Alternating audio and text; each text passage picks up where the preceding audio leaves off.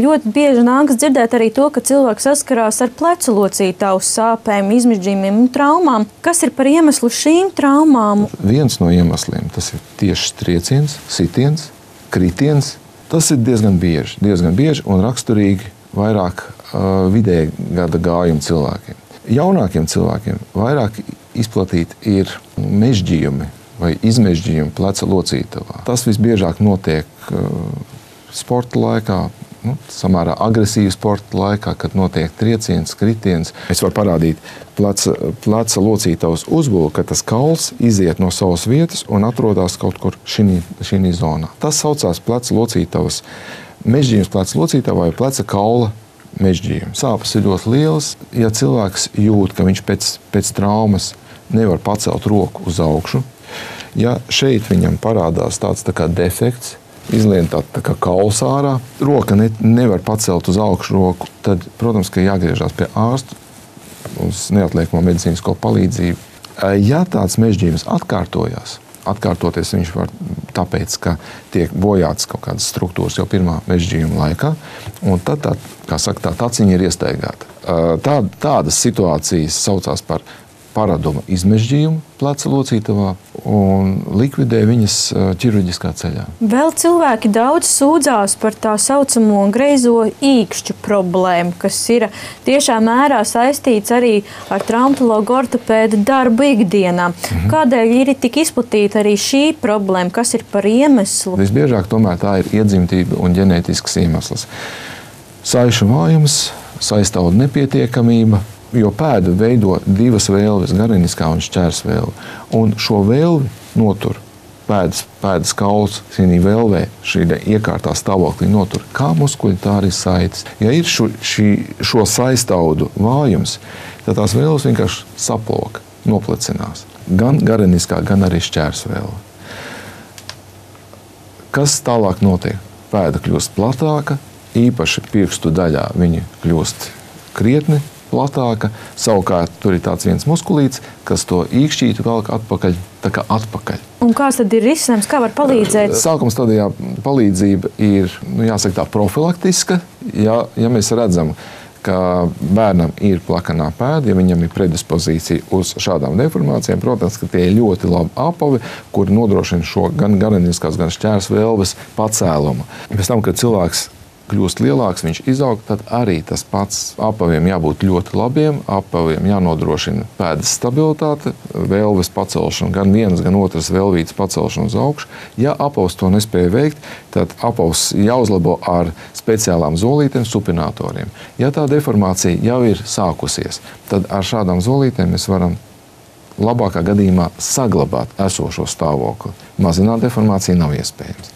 Ja mēs gribam jau esošo deformāciju novērst, tad tā ir ķirurģiska ārstēšana. Vai fizioterapija ir svarīga pēc jebkuras traumas vai pēc jebkuras ķirurģiskas iejaukšanās?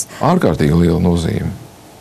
Bez fizioterapijas un fizikālās terapijas nav iedomājama normāla rehabilitācija. Cits jautājums ir, vai to veic speciālists, vai pacients veic speciālista klātbūtnē, vai arī pacients pats nodarbojas ar šo fizioterapiju. Tādēļ palūkosimies, cik liela nozīme tad ir fizioterapeita darbam cilvēkam pēc traumām vai operācijām, lai atgūtu veselību. Fizioterapija praktiski ir nepieciešama jebkurā gadījumā, vai tā būtu vienkārši artroskopija, vai tā būtu saišu plastika. Periods ir atkarīgs tieši no kuras saites, ja mēs runājam par saišu plastiku, vienas vai vairākas, un tas ilgst aptuveni līdz 6 mēnešiem rehabilitācija.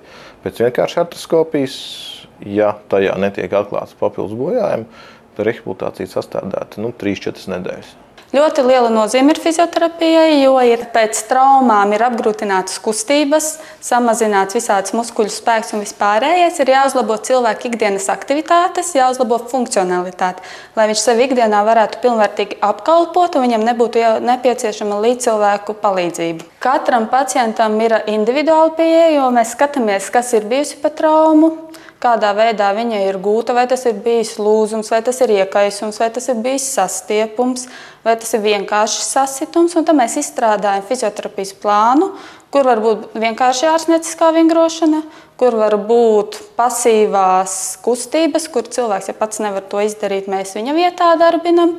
Varbūt arī tā pati teipošana, kas palīdz uzturēt to konkrēto vietu, viņas funkcijām atbalsta. Jautājām fizioterapeitei, vai arī slinga terapija var palīdzēt pacientiem pēc locītavu traumām vai operācijām. Slinga terapija ir elastīgo saišu terapija, kur parasti pēc traumām pirmkārt tas ir atvieglojošais režīms, lai palīdzētu cilvēkam apgūt atkal tās kustības, kas ir nepieciešamas. Piemēram, pēc pleca traumas, kad ir ilgāku laiku bijusi imobilizācija, tas ir vai nu ģipsis, vai nu lakatiņš, vai nu kāds spilvens, tad mēs ieliekam roku striķos, lai pašam cilvēkam nav jātur, un mierīgi izstrādājam kustības, un tad mēs tikai sākam pēc tam atjaunot muskuļu funkcijas.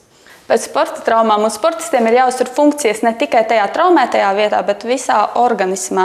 Un tiklīdz, ja tas ir ilgāku laiku, pieņemsim 2-3 mēnešus, viņš nedrīkst roku nodarbināt, mēs nedrīkstam aizmirst pa kājām un otru roku.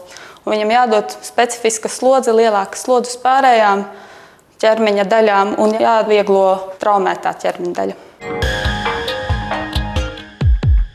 Kam vajadzētu būt mājās, lai cilvēks varētu saulēcīgi parūpēties gadījumos, kad viņš saskāries ar kādu no šīm sporta traumām vai jebkādām traumām? Visbiežākajos gadījumos tiešām cilvēki nāk taisnā ceļā pie mums. Un aptiekā, protams, ir plašs gan pretsāpju medikamentu klāsts, ko var uzreiz cilvēciņš iedzert, lai viņam paliek vieglāk, tā teikt, mazināt šo sāpju slieksni. Attiecīgi arī dažādi smērējumi, gēli, ziedes un attiecīgās arī elastīgās setas, kuras var lietot tiešām ātrai palīdzībai, pirms ir sanācis doties pie ārsta, bet tomēr līdz ārstam ir jātiek. Ļoti bieži tieši varbūt arī muskuļi, un kad tiek izvēlēts kaut kādas dedzinošās muskuļu smērs, uzskatot, ka tas atslābinās vai palīdzēs. Jā, ļoti bieži ir maldīgs uzskats par to, ka pie dažādām muskuļu traumām, ka vajag uzreiz sildīt. Šeit es gribētu teikt, ka tas pavisam nav pareizi, skatoties, kurā periodā, cik ilgs periods ir pagājis no šīs iegūtās traumas.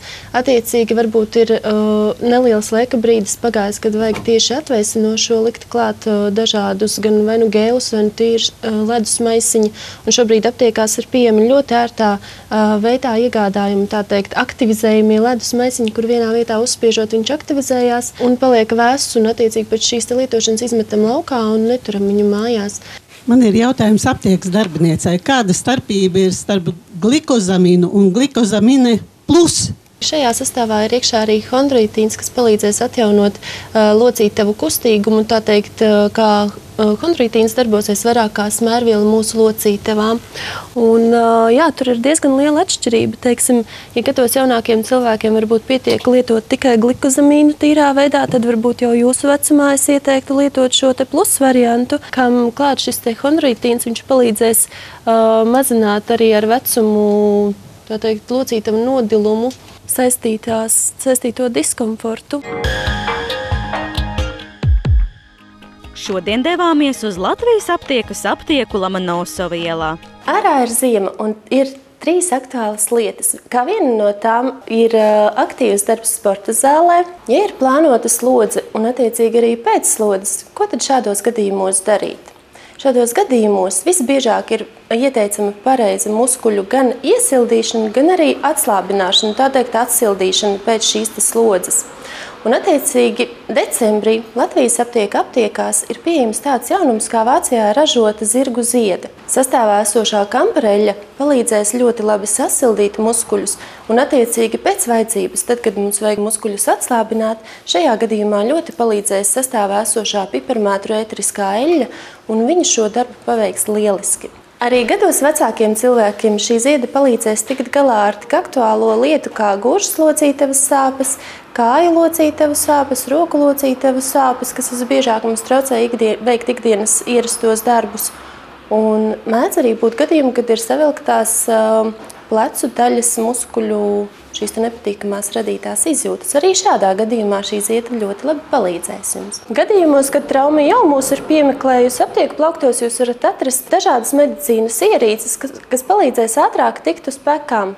Pavisam nesen Latvijā ir ienākusi jauna produktu līnija, kas saucās Medtextil. Ar ko tad viņi ir īpaši? Viņi sevi izceļ un pozicionē pozitīvi ar to, ka viņiem ir ne tikai laba cena, bet arī plašs piedāvājuma klāsts, katram pacientam piemēroti izmēri, ko jūs varat izvēlēties, un arī materiāls, no kā tas tiek ražots, videi un cilvēkam draudzīgi. Medtextil ir padomājis par tik ļoti plaši izplatītām traumām, kā visbiežāk mēs traumējam celi, traumējam plaukstas locītavas. Arī kakla daļai mums ir pieejamas kaklas kriemeļu daļas fiksators. Un, manuprāt, unikāls ir produkts grūtniecēm, kur divas jostas, tā teikt, apvienojas vienā, kur var lietot grūtniecības periodā un arī pēc grūtniecības.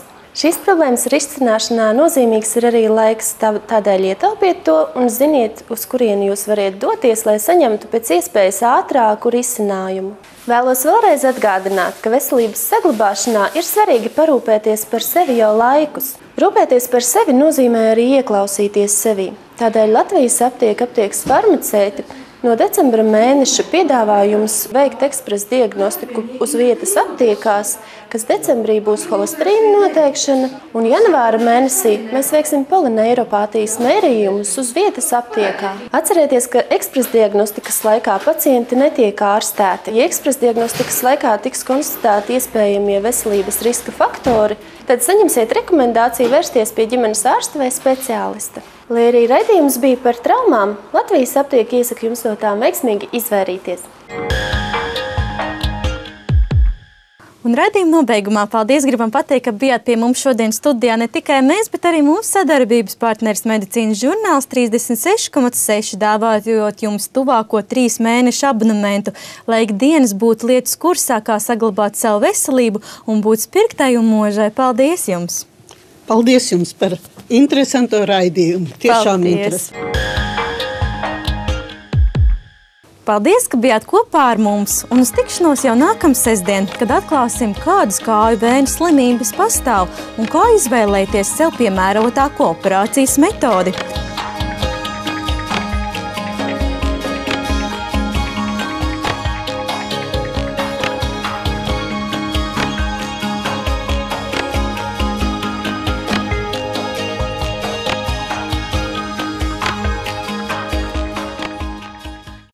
Raidījumu atbalsta Veselības centrs 4, Medicīnas sabiedrība ARS un Latvijas aptieka.